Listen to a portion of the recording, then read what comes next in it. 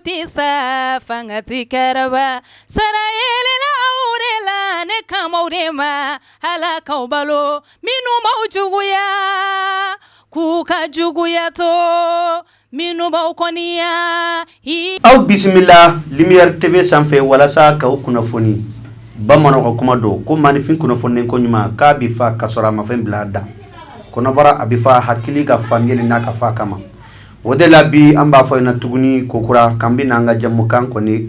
kɛrɛnkɛrɛn aw ye jamukan minnu n'an b'a wele kunnafoni kɛnɛ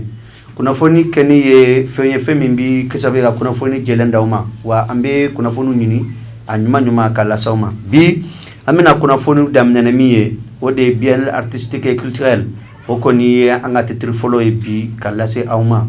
o kɔfɛ titre filanan min bɛ yen o de ye an ka finitigiw bɛ su ni tile kɛlɛ min na ka ɲɛsin terrorisme ma o de ye titre filanan ye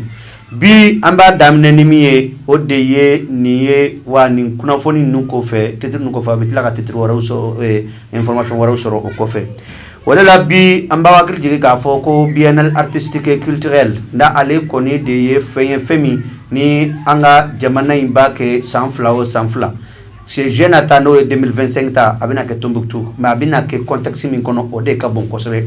sabula n'i y'a ta k'a lajɛ an ka jamana ɲɛmaa n'o ye général d'armée Assimi Goïta a y'a jira k'a fɔ ko fasoba Maliba ko 2025 kɛra san ye san min ni culture de yakawuyalen don kosɛbɛ wa a kɛra san culture san ye o de ye seko ani donko o san ye o de la kunu lancement belebele kɛra ka ɲɛsin ni culture bayi ma n'o ye biennale artistique et culturel min ɲɔgɔnna tɛ Mali kɔnɔ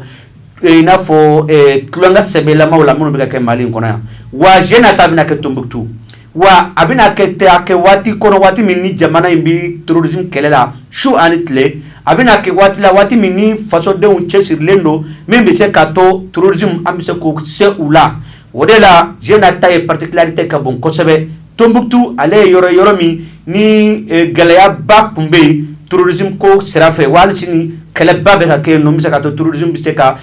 batu o yɔrɔ ninnu na ka terrorisme ko dabila o de la an bɛna a fɔ ko bravo à nos autorités surtout bravo au président de la transition min ye nin hakilina in sɔrɔ nin bɛ kɛ sababu ye ka Tombouctou lakana a bɛ kɛ sababu ye ka Tombouctou sɔrɔ k'a layakubaya a bɛ kɛ sababu ye ka Tombouctou ka i n'a fɔ waleɲuman dɔn k'a lase Tombouctou ma sabula Tombouctou ye jamana in kɔnɔ yɔrɔba ye yɔrɔ min ni ɲinan tɛ se ka k'a kɔ ɲinan man ka k'a kɔ biennale artistique et culturel a lancement belebeleba kunu kɔni a kɛra sayisɛbɛ kɔnɔna na an ni aw an ka jɛ an ka maaw lamɛn maa minnu na sera k'u sɔrɔ ministre yɛrɛ b'a la n'o ye ministre Mamou Daffé o fana ye a hakilina bɔ ka bin kɛnɛ in kan Mamou Daffé kɔni ka kuma tɛmɛnen kɔfɛ n'ale ye ministre ye san'an ko o yɛrɛ lamɛn Mamou Daffé lamɛn an ka jɛ an ni aw an ka Tombouctou gouverneur lamɛn Bakou Kanté commissaire principal Bakou Kanté ale ye kumakan minnu kalifa na wa y'a jira ko Tombouctou kɔni k'a b'a organiser wa Tombouctou b'a ta. Ministre de la culture fo ka ministre de l'assainissement fo ministre de l'assainissement an kɔni ye fɛn ka demande fɔlɔ a bɛɛ ka ɲɛ sɔrɔ ni n tɛna fɔ k'a bɛɛ ɲɛnabɔra a kɔni bɛ sen na an b'a fo k'a barikada ka ministre de la communication fo aussi fɛn caman bɛ sen na a ye caman kɛ wa halisa caman bɛ sen na pour que nin ko bɛ ka kɛ koba ye an bolo n ye a fɔ aussi o Tombouctou ka fɛn fɛn bɛ yan minnu bɛ Bamako minnu bɛ Tombouctou minnu bɛ Mali fan wɛrɛ minnu bɛ diɲɛ fan wɛrɛ a bɛɛ k'a dɔn k'a fɔ ko nin y'i kungo ye ko anw fɛ yen Tombouctukaw b'a fɔ ko ne ma wele fɛn ma fɔ n ɲɛna n ko a fɛn fɔra bɛɛ de ɲɛna sa président ye bɛɛ de wele wa gouverneur yɛrɛ fana ye bɛɛ wele bɛɛ k'i yɛrɛ retrouver a kɔnɔna na aw ka pour que nin ka kɛ koba ye o défi ka bon kosɛbɛ nin organisation nin mais a défi ka ca n bɛ n da tugu dama dɔw la mɔgɔw ka ɲi ka taa loger yɔrɔ minnu na Tombouctou ka n m'o fɔ tubabukan na mais n m'o fɔ yan Tombouctukaw b'a fɔ ko an b'an den bila ka waliden de lamara ça veut dire quoi ni nana Tombouctukaw fɛ yen Tombouctukaw bɛ minɛ u den kɔ u bɛ dunan de la don kosɛbɛ donc ça veut dire que anw delilen don hébergement la anw delilen don hospitalité la nin tɛ ko kura ye anw bolo mais an kan ka min kɛ seulement k'a yira mɔgɔw la ka nin tɛ ko kura ye an bolo sécurité ta fan fɛ n ye n da t'o la n ko an faamaw kɔfɛ aw bɛ min kɛ faamaw ye don o don a ye dɔ fara o kan pour que a ka se ka kɛ sécurité nin tɛ faamaw kelen kungo an bɛɛ kungo de don ka bɔ Lere ka taa Gosi cercle o cercle village o village la an bɛɛ ka kan ka baara kɛ pour que sécurité ka na kosɛbɛ o de bɛna to président ye ŋaniya min ta ko pour que binkali nin ka kɛ o sababu ye an bɛ o de sɔrɔ o ye ko ka binkali nin ye ka kɛ occasion y'an bolo ka dɔ fara an ka sɔrɔ kan ka dɔ fara an ka bɛnkan an ka sigikafɔ kan an jɛlen don ka dɔ fara o kan gɛlɛya foyi kana kɛ an ni ɲɔgɔn cɛ n ko binkali nin bɛ se ka kɛ o sababu ye bɛɛ ye question dɔ posé n ko k'o jaabi k'a fɔ Mopti Segu de gagne na Joyila dar'o kan Buguni tugur'o la ale t'a dɔn min bɛna da ye Tɔnbɔkutu ne ko Tɔnbɔkutu ka slogan ye min ye an b'a labɛn ka a ta di an b'a labɛn ka da ye voilà o de y'an ka slogan ye. Ministre hakɛ min bɛ baara kɛ biennale kan bi a bɛ ɲini ka na ministère ta bɔ donc an bɛ gouvernement bɛɛ fo u ka engagement na o kɔfɛ an bɛ gouverneur Baku Kante fo kosɛbɛ a n'a ka cɛsiri n'a ka wulikajɔ la biennale ko la an bɛ Kidal ni Tawleni gouverneur fo parce que Tawleni ni Kidal ni Tombouctou n'i y'a mɛn n'a fɔra ko ɲɛnajɛ bɛ kɛ Tombouctou olu bɛɛ bɛ kɛrɛfɛ olu ma ɲɛ ɲɔgɔn na an bɛ Tombouctou ressortissants fo kosɛbɛ dan tɛ foli min na an bɛ kɛnɛ min kan bi olu ka kɛnɛ de don an ye réunion kɛ ministère la an y'a hakilina yira an ko an b'a fɛ ka biennale lase Bamakɔ yan pour que parce que biennale ye national de ye pour que bɛɛ k'a dɔn région bɛɛ k'a dɔn ko n bɛ sen na u ko ko olu pɛrɛlen don a diyar'u ye k'u b'a fɛ prélancement ye a ka kɛ koba ye olu de ye artistes invité olu de ye chorégraphie ninnu bɛɛ kɛ aw bɛ u ka président n'o ye Isa ye a b'u bɛɛ fo Kante fo min na parce que nin b'a yira k'a fɔ ni Tɔnbɔkutu biennale jara ka ban parce que ni Tɔnbɔkutukaw wulila ka jɔ ka biennale k'u ka ko ye ka ban je crois que a tɔni min tora an kan ka se k'an jija o la k'u dafa parce que n'a fɔra ko Segu ni Dogo o y'an bɛɛ de ko ye donc Tɔnbɔkutu dɔrɔn tɛ Mali bɛɛ nisɔndiyalen bi parce que Mali gouverneur bɛɛ bɛ yan bi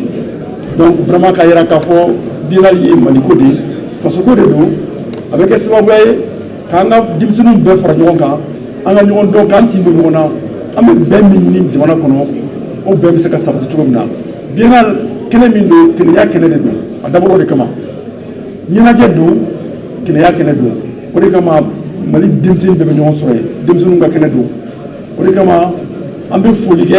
an bɛ Tɔnbɔkutu bɛɛ fo an bɛ gouverneur fo u ka wulikajɔ la et puis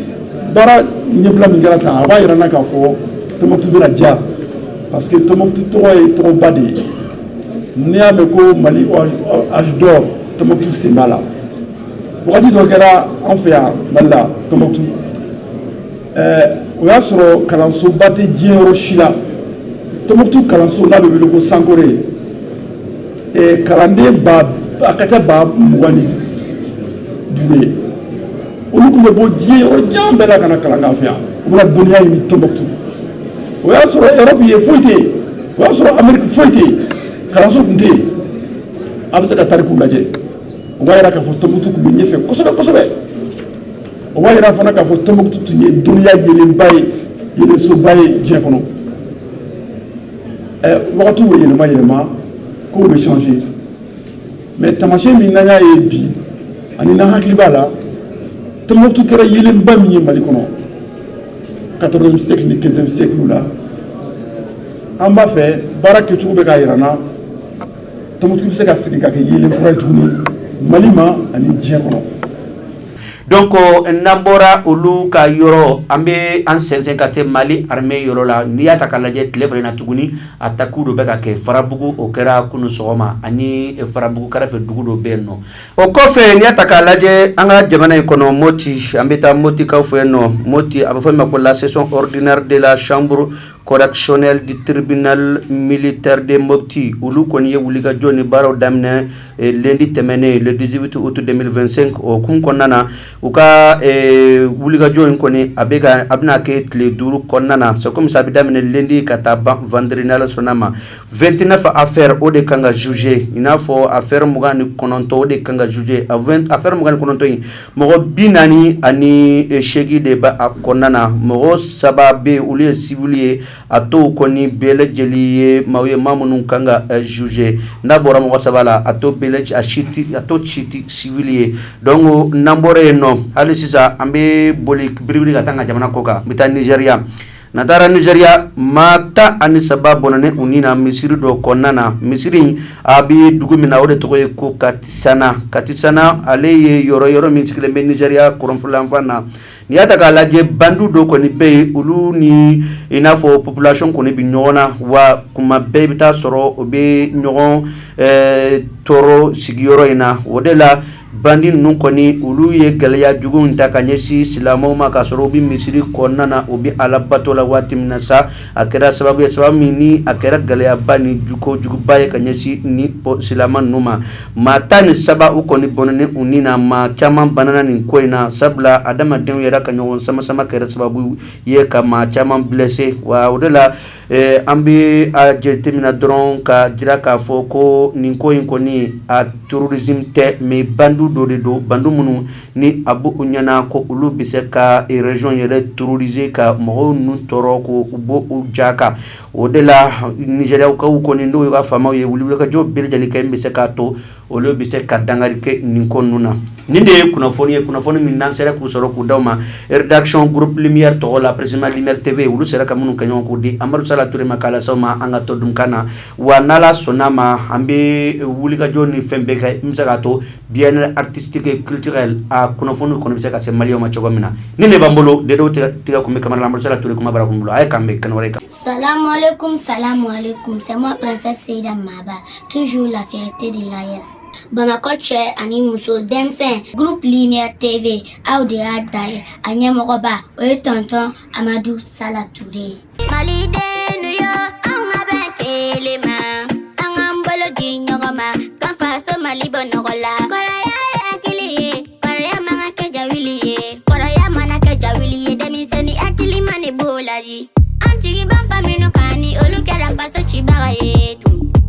o b'anw siran anw denmisɛnw jigi bi tiɲɛ komiti kɛ komiti fɔ komiti ye tiɲɛ kɔnɔ anw bi ko bɛɛ danni ye bi anw ka Maliba in kɔnɔ. Europe Maliyɛnw Lumière TV maaw kun kan bɔra tuguni Ala n'i ko information yɛrɛ i ko Lumière TV n'i ko farikolo ɲɛnajɛ o kunnafoni i ko Lumière TV n'i ko ko dumanw jamana kunkan ko ba fɛn bɛ kɛ dugu in kɔnɔ n'i bɛ fɛ ko. Balimakɛw n balimamuso électrominɛn de jɔrɔ bi aw la o banna pewu walima sokɔnɔminɛnw misiri kɔnɔminɛnw studio minɛnw salle de conférence minɛnw fo ka taa se bafuluminɛnw ma mɔgɔ kelen pe sɔrɔ yɔrɔ kelen pe. Hatɛ Fune Dumasi Che Mamutu Traoré yele électronique a filɛ nin n'i bɔra Mɛnbugu sirafara la k'i bi yɛlɛ ka taa centre Mable fan fɛ yanni ka fara juste i bi i côté gauche lajɛ yele électronique Che Mamutu Traoré i b'a sɔrɔ yen nɔ i mɔgɔ mana se minɛn o minɛn ma a minɛn bɛɛ lajɛlen bɛ yen i n'a fɔ baffle guitare lampadaire chaise micro piano b'o la batterie ampli microphone fo ka taa se lumière ma maa o maa bɛ yen k'i b'a fɛ ka galon bɔnda o tuma na sa boli biribiri i ka taa se yele électronique Che Mamutu Traoré ka yɔrɔ la. N'i ye ɲɔgɔnmɛ bila cɛncɛnkulu sanfɛ tɛgɛ t'a yira suguni dɛ. O ye cɛ Fune Dumasi o tuma na sa an bɛɛ lajɛlen ka wuli ka jɔ kɛ an ka Mamutu Traoré ka yɔrɔ sɛgɛrɛ yele électronique. Hatɛ. Aw ma ye Lumière TV ma ko ti sa fanga ti kɛrɛba sara yelela aw de la ne kamaw de ma Ala k'aw balo minnu m'aw juguya k'u ka juguya to minnu b'aw kɔniya